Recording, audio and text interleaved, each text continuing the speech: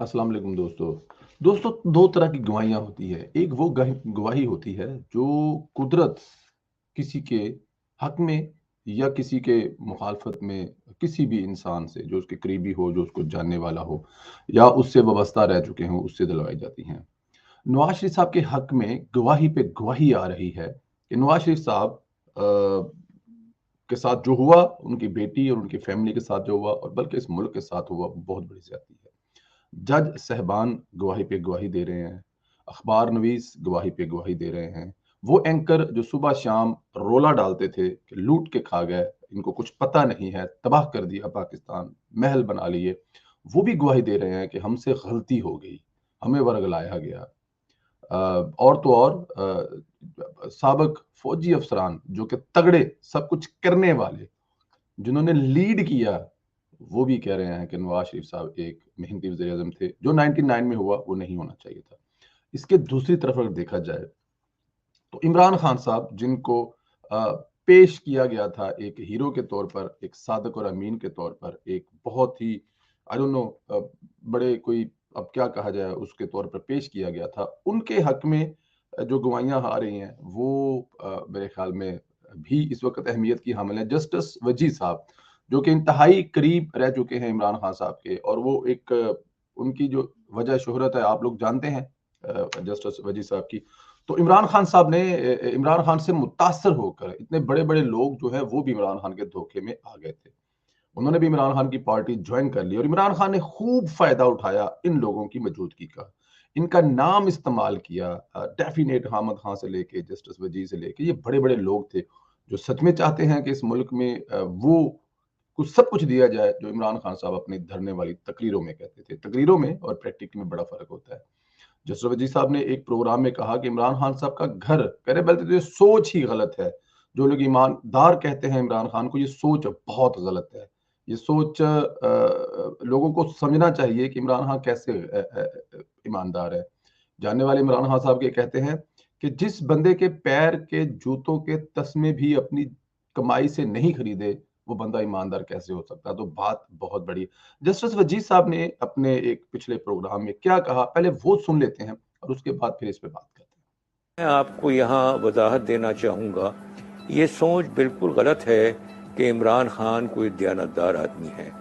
عمران خان کی صورتحال یہ ہے کہ انہوں نے سالہ سال سے کبھی اپنا گھر خود نہیں چلایا. ابتدا کے اندر یہ جہانگیر ترین والے لوگ 30 لاکھ روپیہ ماہوار وہاں دیا کرتے تھے ان کا گھر چلانے کے لیے. پھر یہ ہوا کہ جی یہ 30 لاکھ کے اندر نہیں چلے گا، 50 لاکھ روپیہ ماہوار وہاں دینا شروع کیا.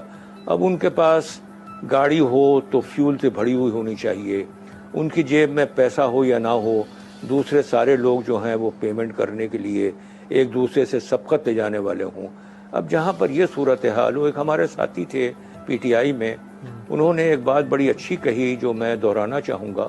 انہوں نے یہ کہا کہ وہ شخص جس کے جوتے کے لیس بھی اپنے نہیں ہیں، وہ اپنے آپ کو ایماندار کیسے کہہ سکتا ہے؟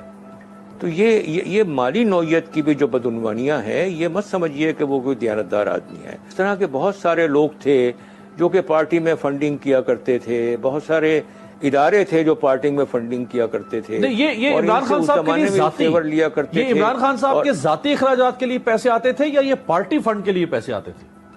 نہیں، یہ پیسے جو میں نے جس کا طرز کیا یہ تو بنی گالا چرانے کے لیے آتے تھے، صحیح، گھر چرانے کے لیے آتے تھے. اچھا جی دوستو، یہ بنی گالا کا گھر چلانے کے لیے آتے تھے. 30 لاکھ جب کم پڑ گئے تو انہوں نے فرمائش کر دی 50 لاکھ. گاڑی کا فیول بھرا ہونا چاہیے. عمران خان صاحب کو ایسے لوگ پسند ہیں جو ایک دوسرے پر سبقت لے جائیں عمران خان کو پیسے دینے میں، ان کا گھر چلانے میں ہے، ان کے جوتے، کپڑے، فرنیچر، ہر چیز کے لیے جو پیسے ان کو دیتے ہیں. اب سوال یہ پیدا ہوتا ہے، آپ مجھے اپنے گرد و نواح میں ذرا نظر دوڑا کے دکھائیں. جو انسان کام کوئی نہیں کرتا، دھندا کوئی نہیں کرتا، آپ پریکٹیکلی اس بندے کو جانتے ہیں اپنے محلے میں، اپنے گاؤں میں، اپنے شہر میں، کوئی دھندا نہیں، کوئی کام نہیں، بہترین گاڑیوں میں گھومتا ہے، بڑے گھر میں رہتا ہے، عالی شان کھانے اس کے گھر پہ پکتے ہیں، آنے جانے والے سب کے سب اس کے پاس جو لوگ ہیں وہ بھی بڑے جانے مانے ہیں. یہ کوئی انڈسٹریل ہے، کوئی سیاستدان ہے، وہ کیا کرتا ہوگا؟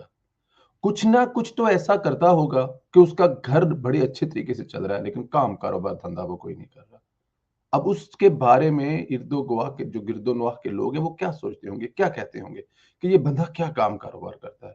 کیا ایسے بندے کے ہاتھ میں ملک کی باغ دوڑ دینی چاہیے تھی، جس نے آج کسی کا بھی کام اور دھندا نہیں چھوڑا، جو خود مانگ کر اپنا گھر چلاتا تھا، پوری قوم کو اس نے اس بات پر لگا دیا کہ تم بھی اپنا اپنا مانگ کر گھر چلاؤ، اور پوری قوم اس پہ لگ گئی ہے۔ اور اگر 6 مہینے سال اور لگ گئے تو خدا جانے اس قوم کی حالت کیا ہونے والی ہے، اور اس قوم کی حالت عمران خان صاحب کیا کرنے والے ہیں۔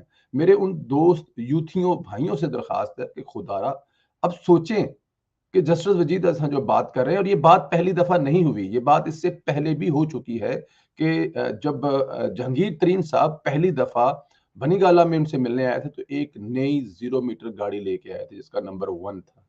وہ کیوں لے کے آئے تھے؟ محبت تھی ان کو؟ نہیں۔ جو بندہ 50 لاکھ روپیہ گھر کا خرچہ دیتا تھا، اب تک وہ قوم کو کتنے کا چونا لگا چکا ہے، کبھی سوچا ہے آپ نے؟